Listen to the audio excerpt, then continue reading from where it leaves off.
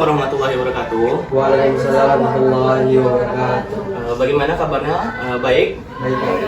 Nah, tahu nggak tujuannya kalian kumpul di sini untuk apa? Belum. Nah, jadi di sini kakak ingin melakukan sedikit berbagi ilmu atau berdiskusi dengan kalian semua tentang perilaku korupsi. Kita sebelumnya perkenalkan, nama kakak Muhammad Rizfani Lutfi, kakak dari STR Keperawatan kelas 2B. Di sini kakak di sini akan menjelaskan sedikit tentang yang seperti yang di PPT kakak, yaitu perilaku jujur mahasiswa anti korupsi. Sebelumnya kalian tahu nggak apa itu korupsi? Belum. Baik.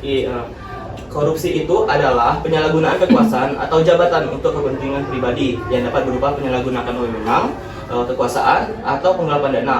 Korupsi ini merugikan masyarakat dan negara karena mengganggu keadilan serta menghambat pembangunan ekonomi dan sosial. Bagaimana? Sudah tahu tentang korupsi? Sudah. Kalian tahu nggak perilaku koruptif itu seperti apa di lingkungan sekitar kalian? Menyontek, ya yang lain? Tidak jujur. Nah, kakak jelasin ya.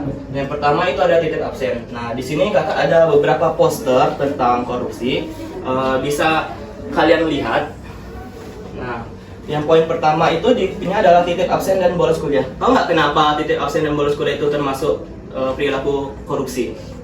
Karena tidak jujur kan? Tidak jujur. Yang lain?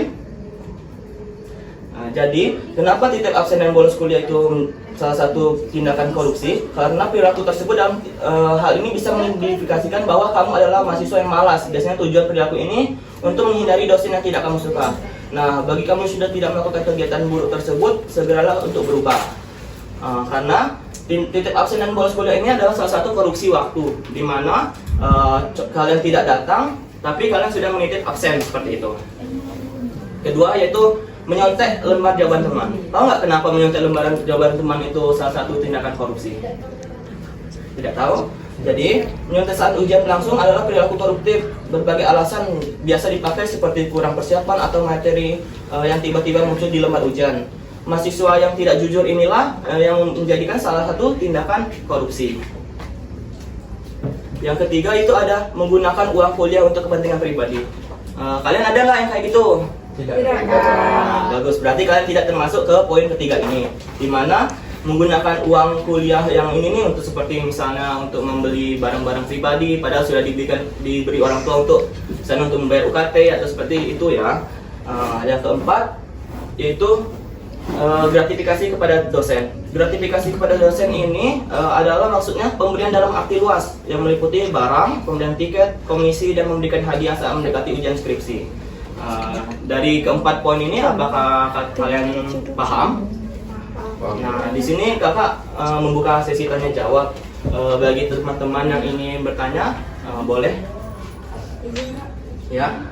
Perkenalkan, nama Fatimah Zahra dari STR 1B. Izin bertanya Kak, bagaimana peran mahasiswa dalam perilaku korupsi di lingkungan sekitar?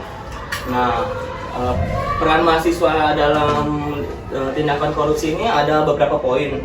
Yang pertama itu ada agen perubahan sosial atau yang kita kenal agen of change, di mana mahasiswa ini berperan dalam perubahan yang memiliki kemampuan untuk membantu masyarakat atau di lingkungan kampus sekitar untuk membuka pikirannya tentang peduli terhadap lingkungan sekitar tentang korupsi.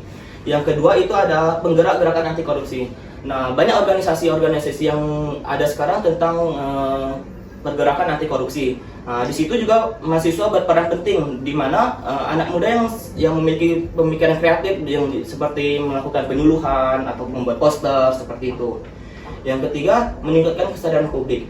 Masyarakat atau mahasiswa ini bisa membuat forum, di mana forum ini seperti penyuluhan seperti yang kita lakukan saat ini, kemudian seminar dan yang lainnya. Kemudian mendorong reformasi di kampus. Dalam skala kecil seperti di mahasiswa ini, mahasiswa dapat terlibat dalam upaya memastikan transparansi dan akuntabilitas dalam korupsi. Mungkin seperti itu yang harus kita lakukan sebagai mahasiswa. Apakah ingin tanya yang lain?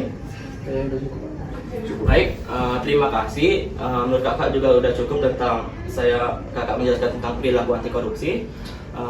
Kakak harap dengan melakukan diskusi antara kita bersama ini bisa membantu teman-teman dalam kedepannya untuk terhindar dari perilaku korupsi.